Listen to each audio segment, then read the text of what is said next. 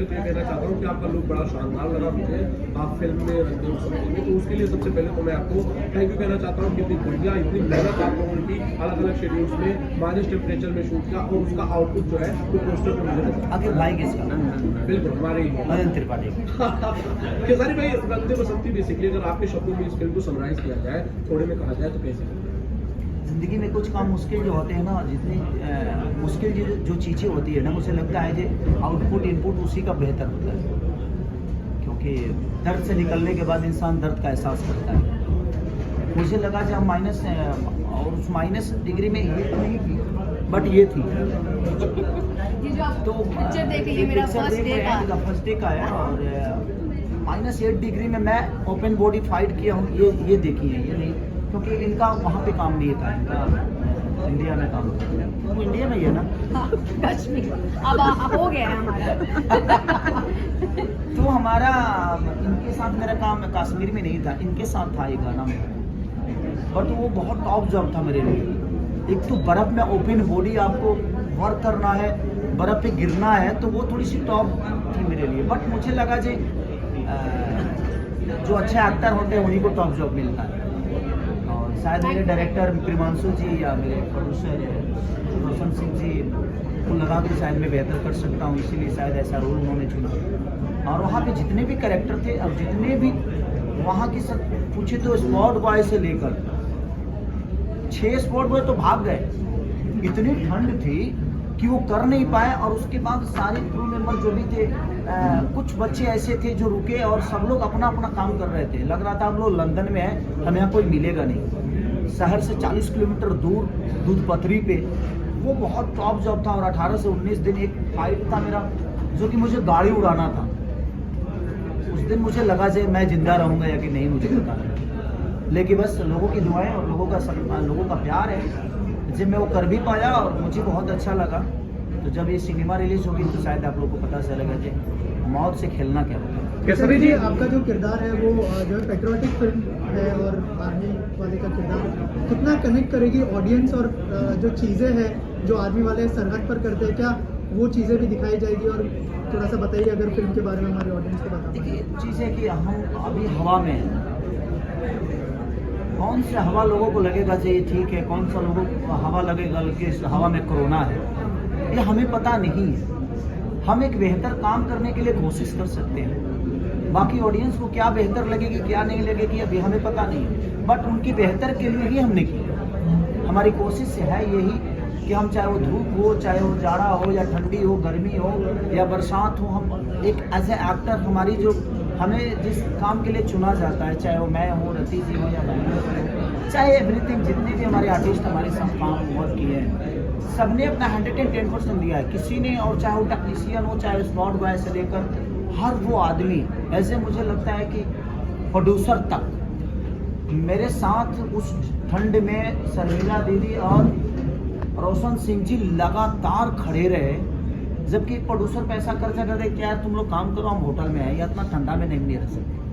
सबसे बड़ा जो चैलेंज था वो वेदर एंड क्लाइमेट चैलेंज था, गर्म और ठंड भी, दोनों चीज़ें हम लोगों को बहुत परेशान किया। कश्मीर वाला और कट्टू उसका उल्टा था जब हम लोग वहाँ पे शूट किए आजमगढ़ में 47 डिग्रीज 48 इनको तो बाप रे, इनको तो लगता था कि धरती का सारा गर्मी इन्हीं को लग रहा है।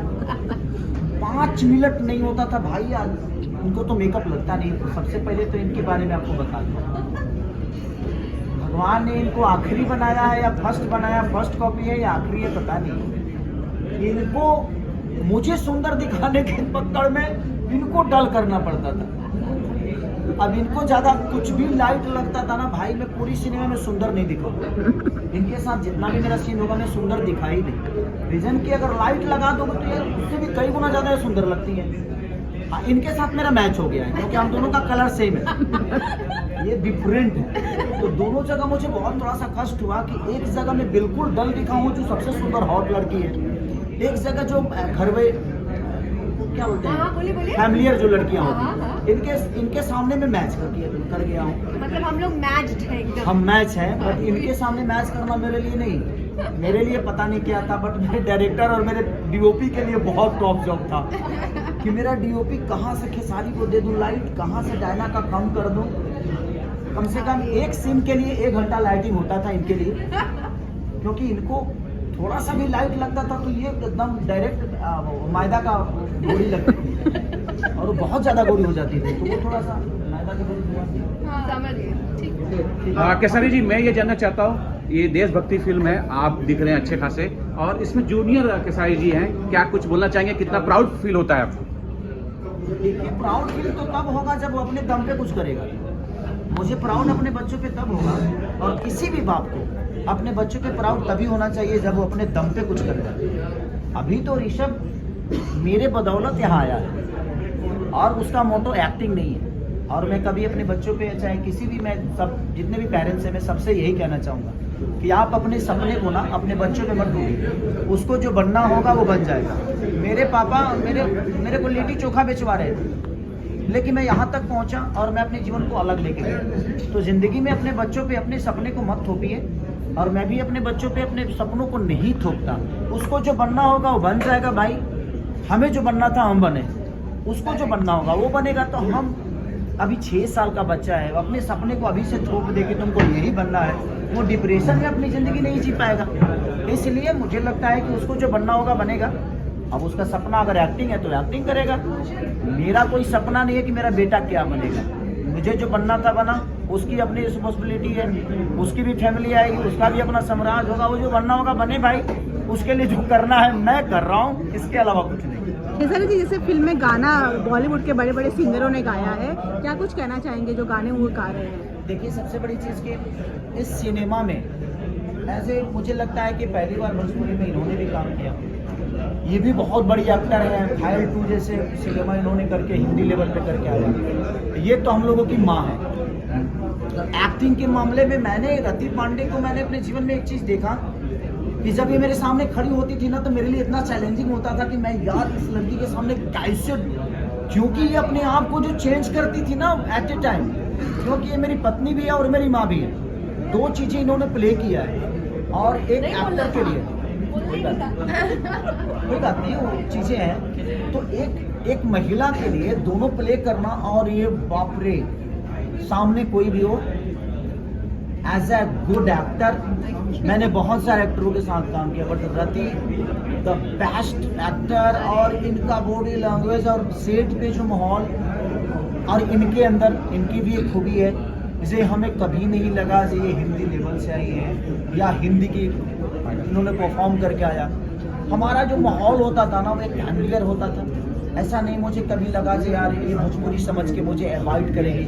हम लोगों ने मस्ती भी खूब की, चाहे ये है चाहे वो है, चाहे ऋषभ हो, इनकेस मेरी वाइफ भी सेट पे बहुत दिन रही है, चाहे मेरे होता है ना कि एक माहौल जो होता था वो बहुत फैमिलियर था, और इसीलिए शायद हम एक दूसरे को सपोर्ट करके एक बेहतर सिनेमा कर पाए, नहीं तो शायद हम नहीं कर पाते, क्योंकि कहानी बड़ी डिफरेंट है। सारे कैरेक्टर्स बहुत पैशनेट है इस प्रोजेक्ट को लेकर, तो फुल पैशन के साथ काम किया है सभी ने, और बहुत टॉप था भाई। ये रंग दे बसंती मुझे मेरे जीवन में मुझे लगता है ना कि मैंने ज़िंदगी में बहुत सारे वर्क किए हैं, इससे भी टॉप चीज़ें की है, लेकिन आपको अभी बेटा बनना है और अभी बाप बनना है और अभी तुरंत दादाजी बन जाना है, तो उसके लिए चेंज ओवर और सबके साथ होता। ऐसा नहीं कि सिर्फ मेरा ही कैरेक्टर चेंज, बहुत सारे कैरेक्टरों पे काम करना बड़ा टॉप जॉब था।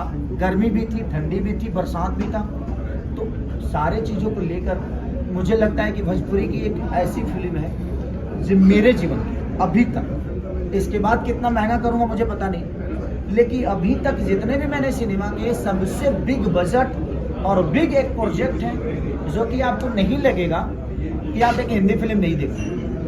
भोजपुरी भाषा जरूर है, लेकिन आपको लगेगा मेकिंग टैगिंग हर वो चीज़, चाहे वो करेक्टर हो, और करेक्टर भी बहुत सारे ऐसे हैं जो हिंदी लेवल से, अभी हमारे जो त्रिपाठी जी, अब आप लोगों ने जो कलकत्ता के हमारे अमित भट्टाचार्य जी, आप लोगों ने उनको बहुत सारे सिनेमा में देखा भी होगा, जो कि मुन्नी के बाप भी बने हैं बजरंगी भाईजान में, मुन्नी के बाप वही बने थे।